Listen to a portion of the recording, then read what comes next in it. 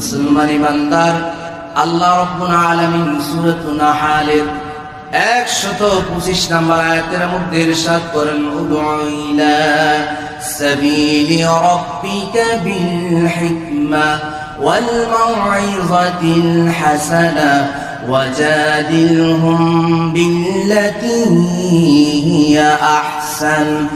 আল্লাহ রাব্বুল আলামিন কুরআনুল কারীমের সূরাতুন নাহলের 125 নম্বর আয়াতের মধ্যে বলেন উদউ ইলা সাবিলি রাব্বিকা, হে মুসলমান ইমানদার, তোমরা আল্লাহর পথে মানুষকে ডাকো বিল হিকমা, হিকমত সহকারে, ওয়াল মাউইযাতিল হাসানা, সুন্দর আচরণের মাধ্যমে মানুষকে আল্লাহর পথে ডাকো। যেমনি মুহাম্মদুর রাসূলুল্লাহ সাল্লাল্লাহু আলাইহি ওয়াসাল্লাম শত আঘাতপ্রাপ্ত হওয়ার পরেও মানুষকে আল্লাহর পথে ডেকেছে।